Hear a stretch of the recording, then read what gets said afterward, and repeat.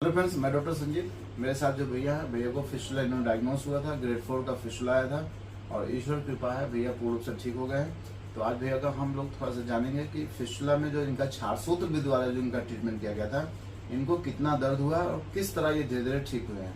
क्योंकि इनका जो केस था वो काफी कॉम्प्लिकेटेड केस था।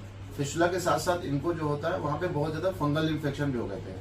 मतलब जब आए थे भैया तो जहाँ पे गुदामार पे इनकी एक्सटर्नल ओपनिंग थी, वहाँ पे बहुत मोटी सी एक खाल हो गई थी, जिसे हम टीनिया क्रूरिस के नाम से जानते हैं कि अगर गुदामार के आसपास कोई फंगल इन्फेक्शन होता है तो उसे हम टीनिया क्रूरिस कहते हैं। हम रिपोर्ट पहले देख लेंगे, फिर भैया से सुनेंगे कि भैया को पहले क्या हुआ था, फिर कैसे इनका ठीक हुआ है। ये भैया की रिपोर्ट है।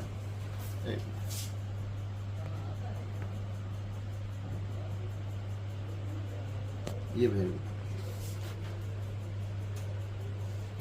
ग्रेड 4 का फिस्टुला डायग्नोस हुआ था और ये रिपोर्ट है। और भैया जो है लगभग 8 मंथ लगे भैया को ठीक होने में, लेकिन ईश्वर की कृपा है भैया पूर्ण रूप से ठीक हो गए, दोबारा नहीं हुआ। और ड्यूरिंग द ट्रीटमेंट, पूरे इलाज के दौरान भैया ने अपना सारा काम किया है। एक दिन भी ऐसा दिन नहीं आया कि इनको कहीं भी एडमिट करके इनका कोई इलाज किया गया हो। क्यों भैया? जी, थोड़ा सा बताएंगे अपने बारे में, मतलब क्या हुआ था पहली बार? पहले सर थोड़ा टाइप का हुआ था। हाँ। तो कुछ दिन तक वैसे ही एलोपैथी में दवा कराया गया तो ठीक हो जाए, फिर निकल आए वैसे ही। हाँ।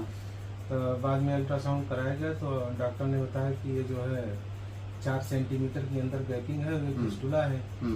इसको बहुत ही जल्दी कहीं ऑपरेशन करवा लिया जाए, और नहीं तो फिर नुकसान करेगा। तो वहीं गोंडा में डॉक्टर साहब थे, तो वहीं से ऑपरेशन करवाया गया।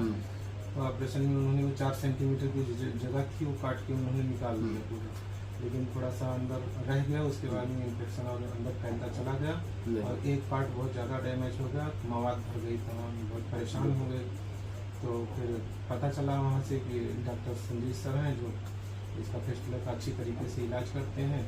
अच्छा, एक चीज है भैया का जो है, इनको जैसे इनको जो मलद्वार के आसपास जो फोड़ा बना था, इन्होंने अल्ट्रासाउंड कराया था। तो अगर मलद्वार के आसपास कोई बड़ा सा फोड़ा बनता है तो आप अल्ट्रासाउंड के स्थान पे अगर आप एमआरआई फिस्टुलोग्राम कराए होते या एमआरआई पेरिनियम कराए होते तो आपको ये कंफर्म हो जाता है कि ये रियल में अगर फिस्टुला है। और फिस्टुला में जो होता है वो सिर्फ IMD, क्योंकि जिन्होंने आपका ट्रीटमेंट किया है वो सिर्फ एब्सेस के हिसाब से इलाज किया है, जी, जो फोड़े के हिसाब से। फोड़े का इलाज जो होता है आज भी जो हमारे यहाँ माना जाता है IMD, इंसिजन ड्रेनेज किया जाता है। क्योंकि अल्ट्रासाउंड में फिस्टुला के ट्रैक की जो जानकारी होती है वो पूर्ण रूप से नहीं हो पाती है। थोड़ा बहुत उसमें अभी जो इसकी इंटरनल ओपनिंग या जो ट्रैक का जो लेंथ होता है, डेप्थ होता है, जो एनाटॉमिकल स्ट्रक्चर होता है या कोई मान लो ब्रांचेस कोई पड़ी है, वो उसमें नहीं आ पाता जितना एमआरआई रिपोर्ट बता देती है। तो अगर आप फर्स्ट डे ही एमआरआई रिपोर्ट कराए होते तो मुझे लगता है कि आपको इसकी सही से इसकी जांच हो जाती है, और फिर जब जांच सही होती है तो फिर इलाज भी उसी हिसाब से हुआ होता है।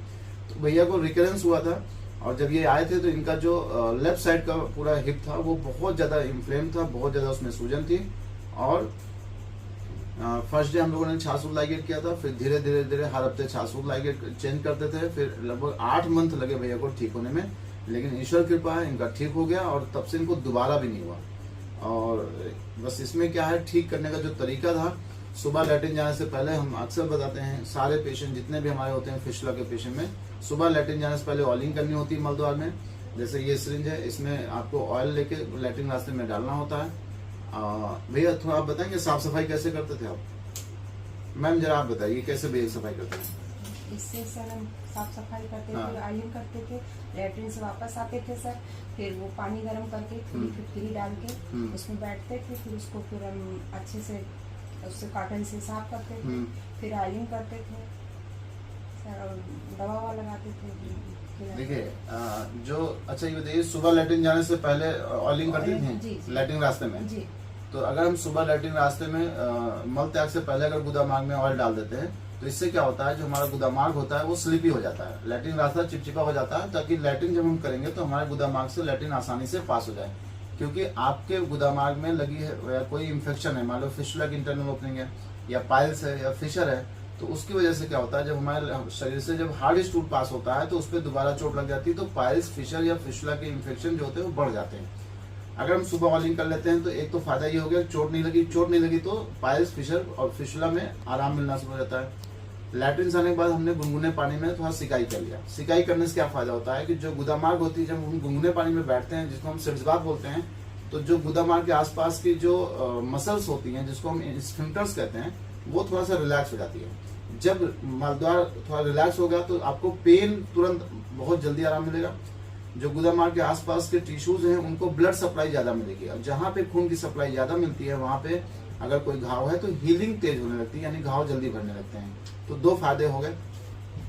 फिर क्या करते हैं, मल त्याग के बाद जब हम बाहर आते हैं, सिकाई कर लिया, सिकाई के बाद जो फिस्टुला ट्रैक होता है, ये पाइप में इसमें ओपनिंग एक साइड में भी होती है और एक ऐसी पाइप होती है जिसमें आप देखिए इसमें सामने से भी होती है ओपनिंग। तो इससे क्या करते हैं, जैसे हमने ऑयल को भरा, जैसे ये ऑयल था हमारा, हमने इसको यहाँ से भरा, अब भरने के बाद जो फिस्टुला ट्रैक होता है उसको इस पाइप को उस ट्रैक के अंदर डाल के ऐसे पिचकारी जैसा मारते हैं। तो क्या होता है, जो फिस्टुला ट्रैक होता है उसके अंदर अगर कोई मान लेते हैं मल का टुकड़ा फंस गया है, वहां पे पस इकट्ठा हुआ है, या वहां पे डेड सेल्स पड़ी हुई है जिसको हम डेब्रीज भी कह सकते हैं, वहां पे कोई ऐसा पैथोजेनिक एजेंट जैसे कोई बैक्टीरिया पड़ा हुआ है इस ट्रैक में, तो वो क्या होता है, वो साफ हो जाता है। इससे क्या होता है, फिस्टुला में पस कम बनता है, दोबारा होने की संभावना ना के बराबर हो जाती है, और जो फिस्टुला में लगातार पस जैसा कुछ निकलता रहता है, वाटरी सिक्रेशन होती है, वो आपको कम मिलती है।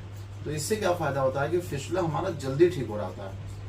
आज तक भैया देखिए, जब से भैया ने ये किया है तब से इनको कोई ऐसी कंप्लेन नहीं, फिस्टुला तो इनको नहीं बना।